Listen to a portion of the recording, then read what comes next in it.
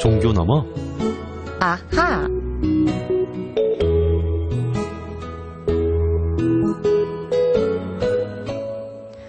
매주 월요일 함께하는 코너입니다. 종교 넘어 아하.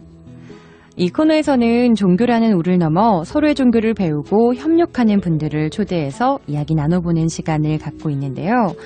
현재 전국의 노숙인은 약 12,000명 정도로 추산되고 있습니다. 하지만 그들 중 다시 일어서서 노숙 생활을 청산하는 이는 거의 없다고 하는데요. 게다가 이 중 매년 약 300명이 질병, 추위 등으로 사망을 하고 있으니 정말 안타까운 현실이 아닐 수 없습니다. 그런데 5년간의 노숙 생활을 청산하고 두마음 행복연구소 소장으로서 많은 노숙인들의 위로와 희망이 되어주고 계시는 분이 계십니다. 오늘은 두마음 행복연구소 김태현 소장님 모시고요. 이야기 나눠보도록 하겠습니다. 소장님 반갑습니다. 네, 반갑습니다. 네, 저희 둥둥 청취자분들께 인사 부탁드릴게요. 네, 종교라는 우를 넘어서 서로의 종교를 배운다. 이게 지금 이 프로그램의 취지죠. 네, 맞습니다. 네네. 돌아가신 작은 아버님께서 네. 스님이셨어요. 그래서 이제 길에서 스님이 작은 아버님이 금강경을 직접 번역을 하셨는데 네. 그걸 우연찮게 구해서 읽다가 이제 성경까지 읽고 네. 또 이제 원불교 경전까지도 읽게 됐습니다. 그러시군요. 그래서 이제 세계 4대 종교가 화합하는 어떤 원고까지 한번 써본 기억이 있어요. 네. 그래서 이제 처음에 이 프로그램 출연 섭외를 받았을 때 그때 느낌이 굉장히 새로웠습니다. 그러시군요. 그래서 이제 청취자분들과 함께 어떤 아집을 좀 허물 수 있는 그런 시간이 되었으면 좋겠다. 그리고 불러주셔서 감사하다 하는 말씀드리고 싶습니다. 네. 저희가 더 감사드립니다. 또 현재는 지금 우리나라 4대 종단, 천주교, 불교, 개신교, 그리고 원불교가 함께하는 이 노숙인을 보는 시민들의 인식을 개선해보자는 취지로 만든 웹툰 길리언을 연재하고 계시는데요. 제가 앞서 소개해드렸다시피 5년간의 노숙인 생활을 했다라고 소개를 해드렸어요. 지금 이렇게 말끔하게 정장을 입으신 모습으로는 전혀 상상할 수가 없는데요. 어떻게 해서 길 위에서의 생활을 할 수밖에 없었는지 소장님의 과거를 여쭤볼 수밖에 없을 것 같아요. 제가 90년도 초반에 네. 이제 30대 초였죠. 그때 이제 무역업체를 경영했습니다. 네. 젊은 사업가 출신이었죠. 그때 이제 세계은행하고 같이 또 프로젝트도 수행하고 하면서 이제 시체말로 좀 잘 나갔습니다. 네. 그런데 IMF 때 그때 환율이 엄청 치솟았죠. 그때 흑자 도산을 했습니다. 그래서 이제 도산한 이후에 이제 여수로 가서 무역업체, 수산물 무역업체에서 이제 부장으로 일도 좀 하고 네. 그러다가 그 업체도 버티지 못해서 이제 도산을 했고 그 이후에 이제 영어를 조금 하니까 학원 영어 강사로도 좀 활동을 했었습니다. 네. 근데 문제 여수가 이 사고 무친인 지역이니까 아무도 아는 사람이 없으니까 그래서 이제 조금 있다가 그것도 못 하게 되고 그리고 이제 이후에 야채 배달도 하고 커피숍 네. 아르바이트도 하고 그리고 환경위생차 이 호스도 잡기도 했습니다. 그러다가 이제 여관 공사장까지 떨어졌죠. 네. 이제 공사장에서 일을 좀 하다가 한 150kg 정도 되는 모터에 발목이 찍혀서 한 2시간 정도 걸을 정도 큰 사고를 당했어요. 네. 그러니까 일 전혀 할 수 없죠. 그렇죠. 근데 먹긴 먹어야 되죠. 그러다 보니까 음식물 쓰레기통도 뒤지고 그렇게 이제 자연히 여수역으로 가서 잠을 자고 구걸을 하고 그렇게 빠져들어갔습니다. 그렇게 잘 나가던 사업가에서 하루아침에 정말 노숙자가 된 거잖아요. 그 현실을 인정한다는 게 쉽지 않았을 것 같아요. 어떠셨어요? 처음에는 현실을 인정한 것처럼 그렇게 생각했었습니다. 네. 왜냐하면 곧 난 재기할 거다. 네네. 이렇게 믿었으니까 또 재기하려고 그 한 가지 프로젝트를 또 준비하고 있는 것도 있었습니다. 그런데 그게 아니었습니다. 분노가 엄청 치솟아 오르는 거예요. 분노가? 예. 그러니까 망하기 전에 많은 노력을 했겠죠. 지인들한테 돈도 빌려달라. 아내한테 어디 돈 좀 어떻게 할 데가 없겠느냐. 그런 사람들한테 아무도 돈을 빌려주지 않았어요. 그런 사람들한테 이제 화가 많이 치밀어 올랐죠. 그리고 남 탓도 엄청 했고, 예. 그러다가 자살 시도를 2번이나 했습니다. 네. 예. 그때 제 복장이 조금 기괴했는데요. 보통 겨울에 이 파카를 양복 위에 입죠. 네, 그렇죠. 그런데 저는 파카를 입고 양복을 입었습니다. 왜 그러셨을까요? 왜 그러냐면 이 파카는 제 정체성이 아니죠. 네. 양복은 과거에 내가 무슨 일을 했고 미래에 어떤 일을 할 거라는 제 나름의 정체성이었어요. 네, 네. 그렇게 이상한 복장으로 살다가 도저히 안 되겠다. 그래서 이제 자살 시도를 2번 했고 2번째 실패하던 날 그 양복을 벗어서 바위 위에 이렇게 개놓고 네. 그리고 돌아섰죠. 눈물이 많이 났습니다. 그때 거지라는 걸 인정했고 그까지 2년이 걸렸습니다. 처음엔 굉장히 인정하는 게 정말 쉽지 않으셨던 것 같은데요. 그렇다면 약 5년 정도의 노숙 생활을 하셨다고 들었어요. 네. 그중 가장 힘들었던 점은 무엇이었을까요? 한 2가지 정도 있습니다. 하나는 내가 도대체 네. 누군가 하는 거. 내가 누군가. 내가 누군가 하는 거. 그리고 또 하나는 다른 일반인들이 네. 나를 바라보는 시선이었습니다. 아. 그러니까 그동안 참 잘 살아왔다 이렇게 생각했거든요. 근데 뭐 하고 나니까 난 뭘 보고 살아왔던가. 결론은 돈밖에 없었어요. 아. 그래서 이제 그때부터 생각을 조금 해보기 시작한 것 같습니다. 네.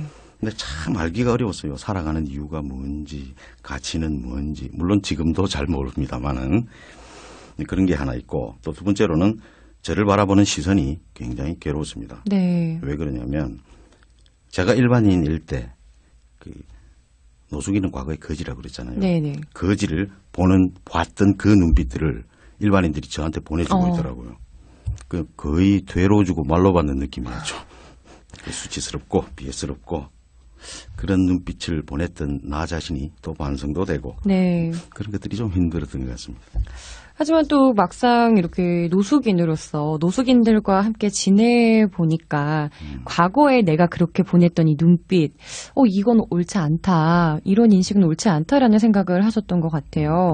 참 많은 것을 느끼셨을 것 같은데 노숙인들과 함께 지내면서 어떤 것들을 경험하시고 또 느끼셨나요? 가장 먼저 느낀 거는 모든 노숙인들이 저랑 똑같구나 하는 거. 똑같다. 네, 똑같다. 그리고 특히 모두 남 탓에 대가라는 거. 남 탓. 네. 어떤 이유든 노숙으로 빠진 배경에 네. 자신의 원인이 있습니다. 네. 그런데 가보면 전부 다 뭐라 그러냐면 저 사람이 잘못해서 또 누가 잘못해서 내가 이 자리에 있다. 심지어는 대통령까지 욕을 하는 사람들도 많습니다. 네. 그리고 또 하나는 누구라도 노숙인이 될 수 있다는 거. 이거 뭐 절 보면 아시겠죠. 그 2008년 이전에는 거의 교육을 받지 못한 분들, 그러니까 저기 강원도 어디 오지나 아니면 전라도 섬 출신들 그런 분들이 대다수였는데, 근데 그 이후에 2008년 리먼 브라더스 사태 있죠. 그 이후에 아주 스펙이 빵빵한 사람들이 대거 그리로 몰려 나왔습니다. 교수님도 계시고 학교 선생님들도 계시고 뭐 기업주들은 물론이고 그리고 특히 뭐 언론 출신 뭐 서울대를 졸업해가지고 저기 뭐 중앙일간지 취재 본부장까지 지낸 분들도 나와 계시고 현재 스코어로 그렇습니다. 하긴 그 2008년도에 이 외환 위기가 또 많은 분들을 좀 힘들게 많이 만든 어떤 경제적인 타격이 있던 사건이었죠. 우리나라에서는. 그렇죠.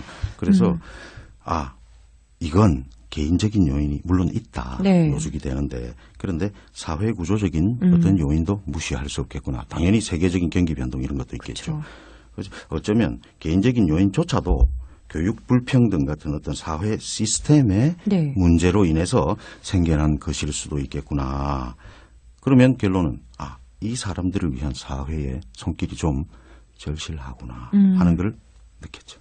그와 같은 감정을 느끼시고 또 경험을 하셨기에 지금 이렇게 노숙인들과 함께 지내면서 또 그들의 어떤 하소연과 고충을 한번 담아보자라는 의미로 이 길리언이라는 인기 웹툰을 연재하게 되신 것 같아요. 지금 현재 길리언이라는 인기 웹툰 작가로도 활동을 하고 계시는데요. 우선 이 길리언이 어떤 뜻입니까? 길리언은 그냥 불현듯 떠오른 제목인데 네. 그 한국 사람은 코리안, 미국 사람은 아메리칸, 네. 길에서 살면 길리언 이런 뜻입니다. 어떤 이 길에서 사는 사람들이란 좀 뜻이 있군요. 네네. 이 길리언이라는 웹툰을 그리게 되신 이 과정이 참 궁금한데요. 어떻게 해서 길리언 웹툰 작가로 활동을 하게 되신 건가요? 예. 이 노숙인 분들은 정말로 할 말이 많습니다. 굉장히 할 말이 많고, 근데 서울역에 온 뒤로 제가 이제 그분들하고 어울리는데 사실은 너무 그분들이 할 말이 많다 보니까 제가 끼어들 틈이 없었어요. 그래서 이제 경청이란 걸 하게 됐죠. 네. 듣다 보니까 여수역에서 모두 제가 하던 소리들이란 말이죠. 남 탓하고 집에 금송아지가 옛날에 100마리나 있었는데 뭐 이런 얘기들. 그래서 아픔이 있구나. 그런 생각을 했죠. 네. 이제 얘기를 다 듣고 이제 그런 분들한테 며칠 뒤에 얘기 잘 들었습니다. 그런 얘기들 저도 해왔고 이런 문제로 저는 이제 어떤 원인이 네. 저를 이 길거리로 내몰았는지 네. 조금 감은 잡겠습니다. 이러면서 이제 얘기를 같이 해요. 그러면 같이 함께 울고 그러죠. 네. 그래서 이제 우리를 투명 인간 취급하는 이 사회, 네. 이 사회가 참 아팠습니다. 그래서 이제 웹툰 길리언 보면 여러 분들이 등장하는데 네. 그분 모두 실존 인물들이고 그리고 이야기 전체가 그때 제가 써놓았던 일기장입니다. 네. 어떻게 보면은 그분들의 그 노숙인들이 아까 말씀해 주신 것처럼 각자 다 갖고 있던 그 다양한 과거의 이야기, 또 그들의 어떤 진솔한 이야기를 하나의 웹툰으로 연재를 해와 주신 거군요. 그렇죠. 네. 네. 그래서 이제 그 책은 이미 돌아가신 분들 많이 계시거든요. 네. 그리고 지금도 이제 함께 그 길에서 힘들게 살아가시는 분들, 그들한테 드리는 겁니다. 그렇군요. 좀 궁금한 게, 많은 분들이 기댈 데가 없고 힘들 때 종교를 찾는다고 말을 하잖아요. 혹시, 우리 김태현 소장님께서도 힘드셨을 때, 네. 이 종교를 찾거나 그러신 적이 있으신가요? 네, 있죠. 우선, 망했을 때, 그때 이제 부처님한테 많이 의지했죠. 많이 의지했었고, 근데 이게 기복신앙이라고 있지 않습니까? 네. 자신의 복을 비는 거. 이제 그런 방식으로 이제 대했죠. 그러니 뭐가 나올 게 있겠습니까? 그리고 그런 어떤 패턴은 이제 노숙인이 되어서 거리에서 생활할 때도 똑같이 작용을 했었습니다. 노숙인 되기 직전에 네. 여수의 한 교회에 가서 찬양대 성가대 있죠. 네네. 성가대 지휘까지도 해보고 그래서 이제 또 한동안은 하나님에게 흠뻑 빠졌었죠. 네. 근데 역시 제 종교를 되돌아보면 그 기독교 그 당시 생활을 되돌아보면 왜 안 해줘? 나한테 해줘. 왜 날 이렇게 힘들게 하는 거야? 네네. 이제 이 정도의 기복신앙 수준이었죠. 네. 참 이렇게 다양한 종교들을 또 직접 한번 경험해 보시고 또 그리고 노숙인 분들과 함께 하면서 이 종교인들이 조금 더 사회에 소외된 분들 그리고 힘든 분들에게 좀 힘이 돼줄 수 있는 존재가 돼야 되겠다라고 생각을 하신 것 같아요. 그렇죠. 네. 그렇기 때문에 지금 이 현재는 두마음 행복연구소 소장으로 활동을 하시면서 보건복지부와 함께 다양한 활동을 하고 계시는데요. 우선 이 두마음 행복연구소 어떤 활동을 하는 곳인가요? 네, 요거는 종교하고는 약간 조금 거리가 있는데 네.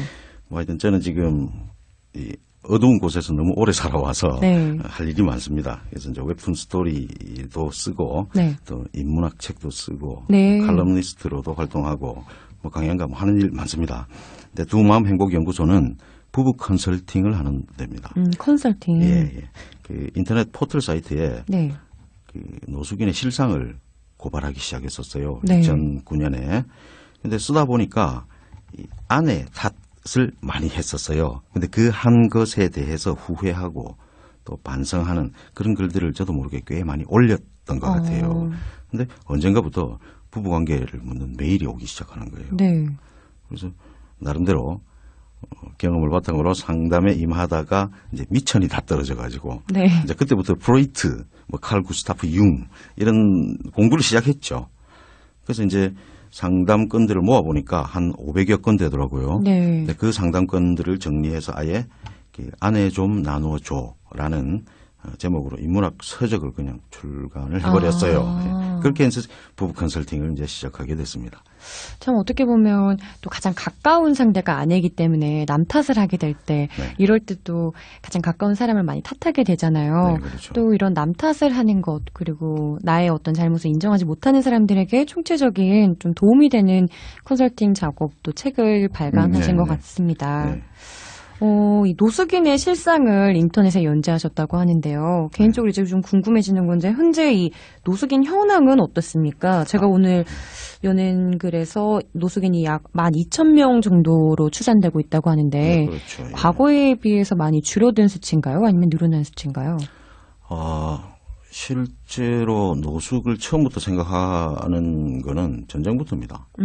전쟁하면은 많은 분들이 이제 집도 절도 그쵸. 다 잃죠. 네. 그럼 뭐 수십만 명이고 거기서부터 노숙인의 정의가 시작되는데, 근데 실제로 노숙인들이 12,000명 정도 되는 건 한 10여 년째 계속 그대로 유지되고 있습니다. 왜 그러냐 하면 여기는 일단은 이 카운팅 하는데 조금 문제가 있어요. 추산하는 데가 추산이 아니고 이제 직접 세죠.